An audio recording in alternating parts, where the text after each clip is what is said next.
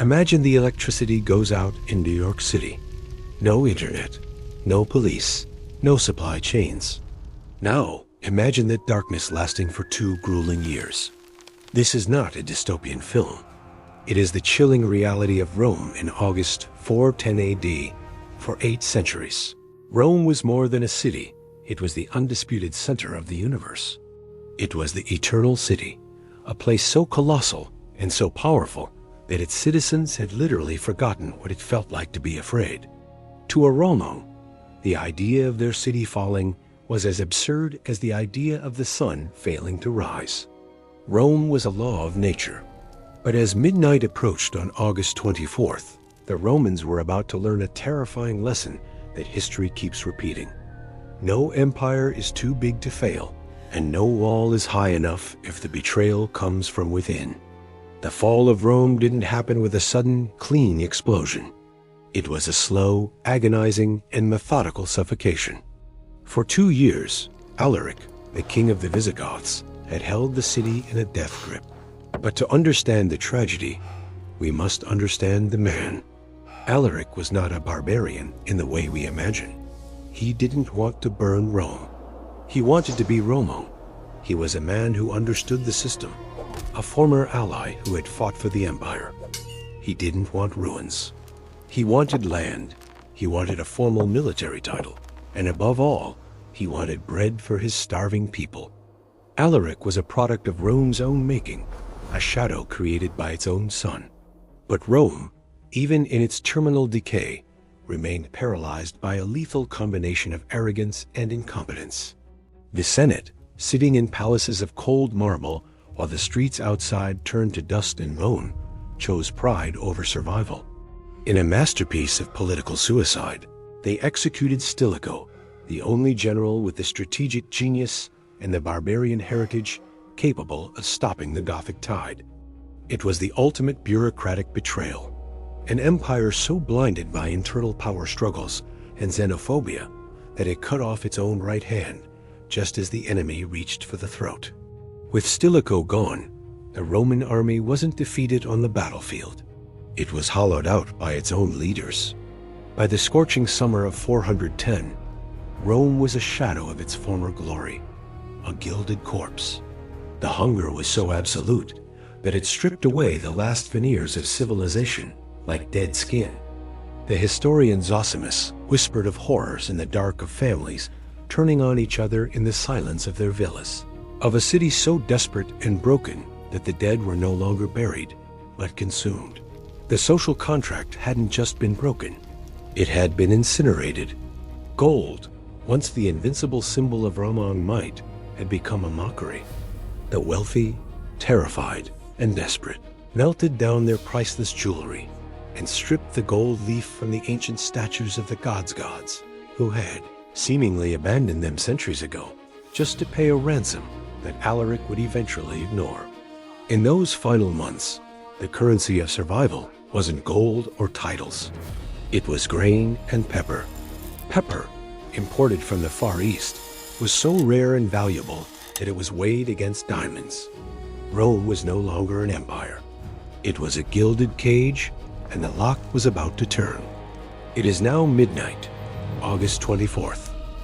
Imagine yourself standing near the Salarian Gate. The air is thick, not just with the scent of stagnant water and the metallic tang of fear, but with the heavy, oppressive silence of 800 years of history about to snap. Outside, 40,000 Visigoth warriors are waiting in the shadows. They aren't screaming, they aren't beating their shields, and they aren't lighting fires. They are waiting for a signal. Inside, the silence is even heavier, broken only by the ragged, shallow breathing of guards who are too weak from starvation to even hold their spears upright. These were not the legendary legionnaires of Caesar. They were forgotten men, ghosts guarding a museum. History still debates the exact moment the nightmare began.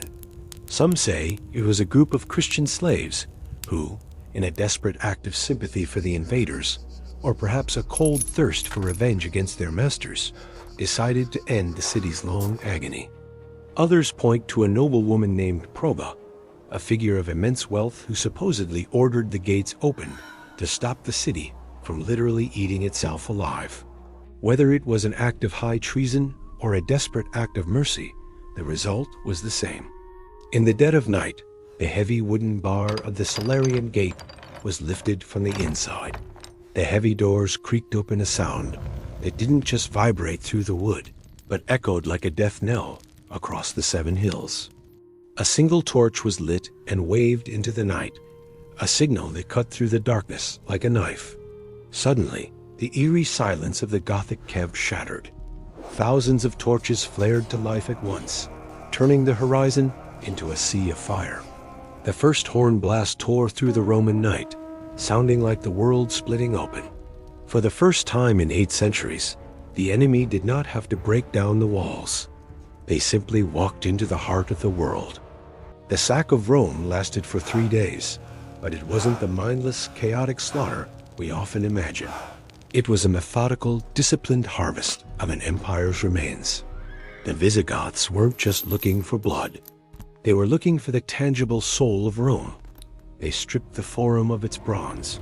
They emptied the imperial granaries, and they took the emperor's sister, Galla Placidia, not just as a captive, but as a royal prize of war. But strangely, Alaric, a man of deep contradictions and a Christian himself, ordered his men to spare the great basilicas of St. Peter and St. Paul. He turned the holiest sites of his enemies into islands of sanctuary amidst a sea of chaos. It was a bizarre, haunting sight that defined the shift of eras. Barbarian warriors, protecting the shrines of a god they shared, while the Roman administration, the greatest bureaucracy the world had ever seen, collapsed into absolute nothingness around them. When the news reached St. Jerome in his lonely cave in Bethlehem, the shock was so great, he temporarily lost the ability to speak. He eventually wept, writing words that would haunt the Middle Ages for 1,000 years. The city which had taken the whole world was itself taken. The physical damage to the stone and marble would eventually be repaired, but the psychological damage was permanent and fatal. The myth of Roman invincibility, the fundamental idea that the world would always have a center, a steady hand at the wheel, died that night. Rome lingered on for another few decades, but it was no longer a living entity. It was a ghost haunting its own ruins, a machine running on the fumes of a vanished glory. The lesson of 410 AD remains terrifyingly relevant in our modern, interconnected world. Empires do not disappear because of a single, unlucky battle.